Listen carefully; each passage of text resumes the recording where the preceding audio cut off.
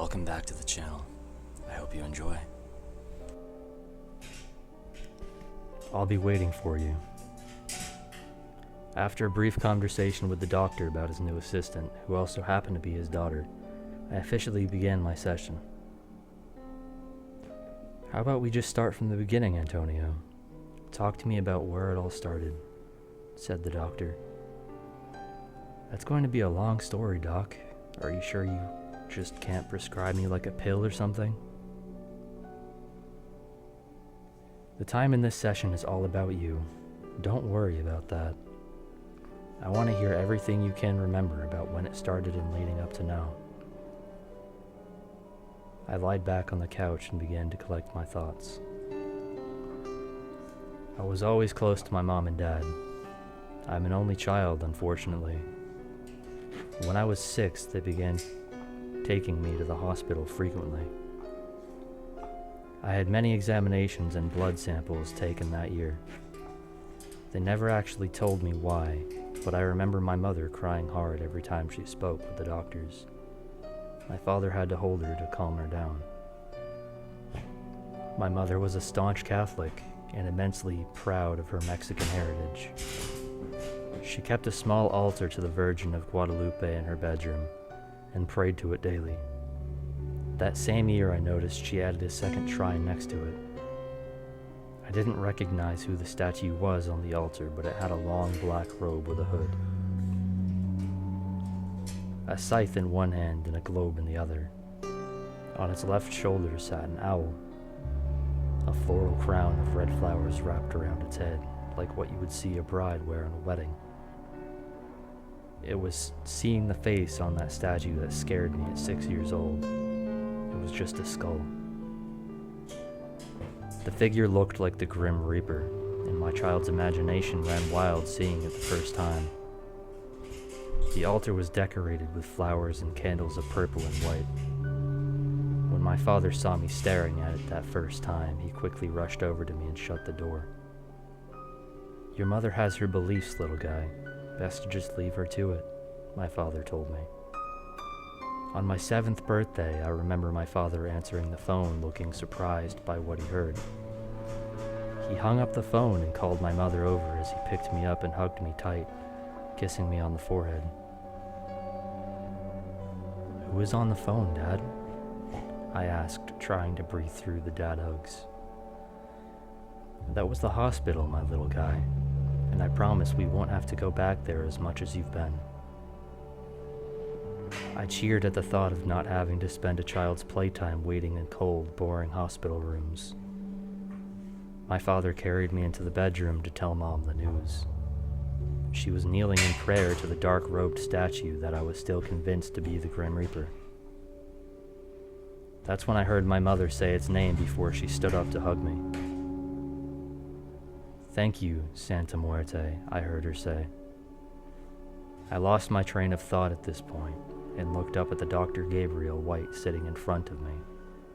He stopped writing in his notes and looked up at me. He wore a black 3-piece suit with his blonde hair slicked back. I couldn't figure out why he would wear his circle-framed sunglasses indoors, though.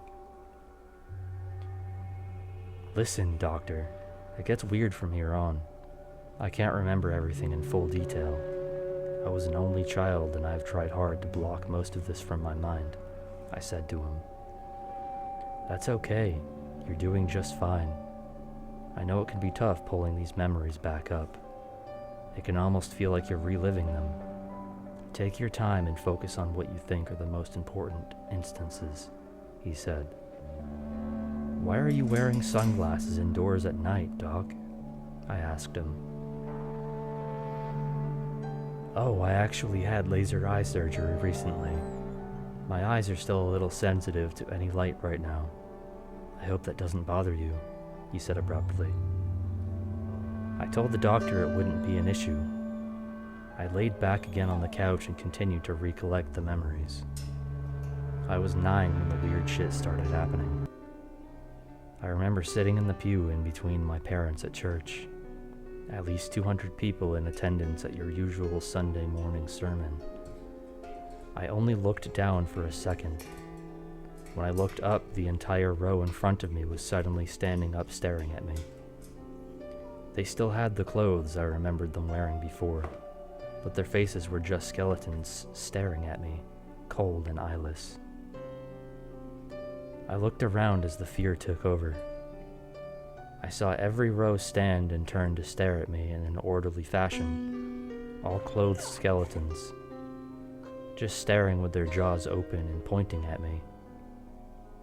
I saw a woman stand up from one of the rows. She was wearing a long black dress adorned with different colored floors. Black gloves covering her hands and a wide-brimmed tilted hat with a veil that covered her entire face.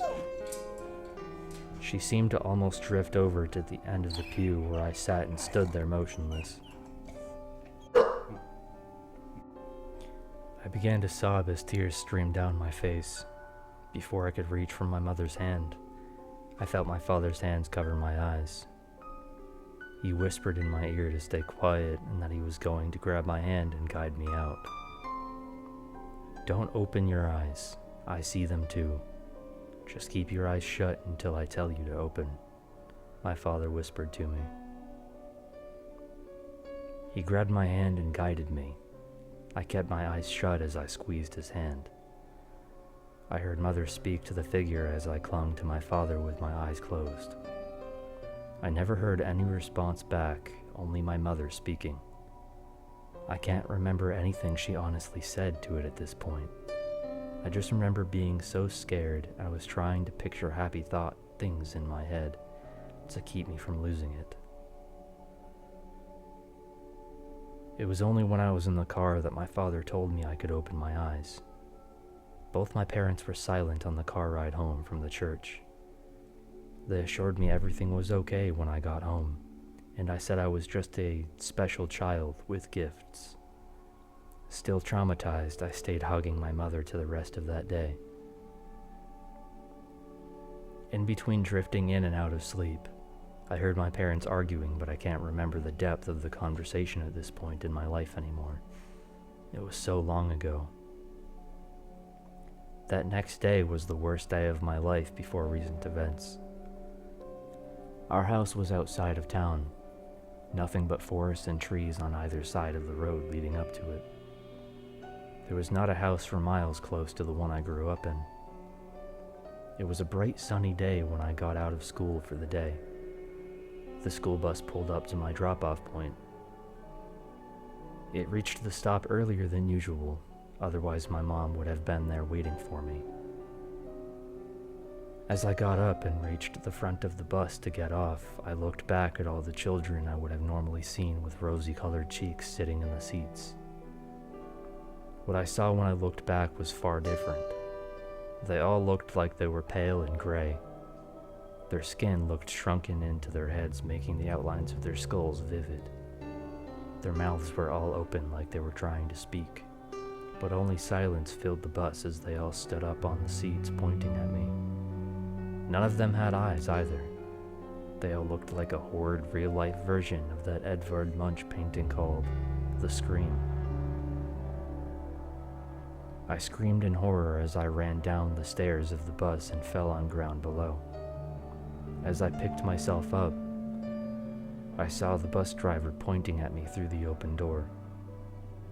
He still had the same uniform on, I remembered, but everything else was just a skeleton. He was pointing at me aggressively, like he wanted to scold me for doing something wrong. I ran crying away from the bus towards my house, just wanting to get away. I turned around once I heard the engine of the bus pick up and watched it drive off. I stood in fright with tears still streaming down my eyes. That was only the equivalent of a city block away from my house, but movement in the trees across the road distracted me. That's when I saw him the first time. I just called him the Fat Man. He must have been about close to 400 pounds, tall in overalls with no shirt. He was just swaying left to right next to a tree. After staring at him under the hot sun for what felt like forever, he came out of the shade and walked up to the opposite side of the road. He just stood there swaying left to right. He had no shoes and no hair, no pupils either, just white in his eyes.